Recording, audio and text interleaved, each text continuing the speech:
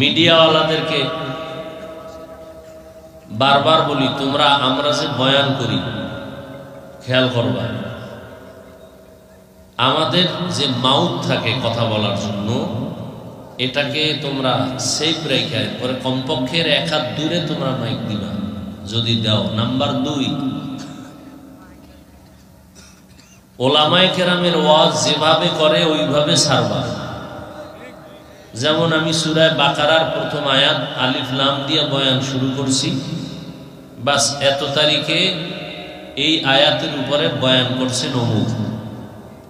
আর কিছু মিথ্যা বা মানুষের মন আকৃষ্ট করার জন্য উল্টাপাল্টা কিছু লেখবা না, এতে আল্লাহ অখুশি হবে। আর আল্লাহ বেজার হলে ওই উপার্জন তোমার জন্য গজব হয়ে আসবে, নেয়ামত হয়ে আসবে না। নামাজ ঠিক মতো পড়বা। যারা সচেতন মিডিয়াতে আসো, তোমরা খেয়াল রাখবা কোন মিডিয়ায় উল্টাপাল্টা করে, এগুলো আমাকে লিস্টি দিবা, বলবা, আমি এগুলো আস্তে বের করে দিব।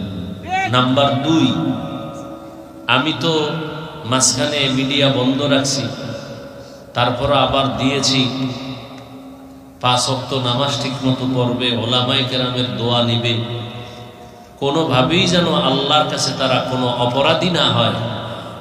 কারণ এর বয়ানটা রেকর্ড হলে সারা দুনিয়ার কিছু মুসলমান ভাই বোনেরা শুনে না, এতটুকুই ফায়দা, আর বেশি কিছু না। এই এতটুকুর জন্য আমাদের মুরব্বী অনেকে তো এই ক্যামেরা ভিডিও স্পষ্ট হারাম বলতেছেন, আমরা এটাকে স্পষ্ট হালালও বলি না, চুপচাপ থাকি। এরপর যদি তোমাকে দোষে তোমরা নিজের কপাল পুরো, সেজন্য তো ভিন্ন কেউ দায়ী হবে না। ঝামেলা করলে আবার সব বন্ধ করে দিন, কোনো দরকার নেই। বান্দাকে উপরে উঠানো, নিচে নামানো, এটা আল্লাহর কুদরতের চাবি। তোমার মিডিয়ায় কোনো বাহাদুরি নেই। কিন্তু তুমি যদি ওই মিডিয়াকে, কোরআনের বয়ানটাকে যদি তুমি মিথ্যার শব্দ দিয়ে মানুষের সামনে প্রচার করো ভিন্ন নিয়তে, তো গুনাহগার তোমাকে হতে হবে। তুমি মুসলমান, বয়ান শোনো, প্রতিদিন আলেম ওলামাদের সামনে বৈশা রেকর্ড করো, বয়ান শোনো, তোমার মধ্যে কি এতটুকু আল্লাহর ভয় নাই যে আমি মিথ্যা কথা বললাম, মানুষের কেন ধোঁকা দিল? একজন আলেমের সাথে একটা মহিলার ছবি তুমি পিকচার বানাইয়া এরপরে কেন তুমি মিডিয়ায় ছাড়বা? এটা তোমার জন্য কি বৈধ? তো তুমি ওয়াজ শুনো, তোমার মধ্যে এতটুকু আল্লাহর ভয় নাই? তুমি মুসলমান।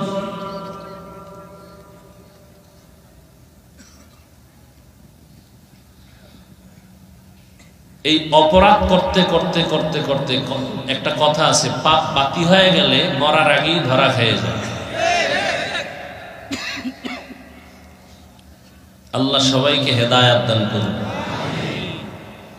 ওলামায়ে কেরামের বয়ান রেকর্ড করো, তবে আমার ক্ষেত্রে আমি কোনো বেনামাজিকে নিষেধ করব।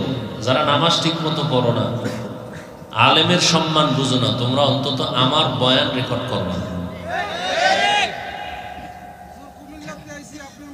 আল্লাহ হেদায়েত দান করুন। আপনি কুমিল্লার দেন না ইন্ডিয়ার দেন, আমি তো আর ইন্ডিয়া আলাদা করি না, কুমিল্লা আলাদা করি না।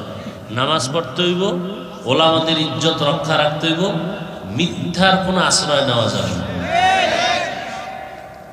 আল্লাহ সবাইকে কবুল করেন।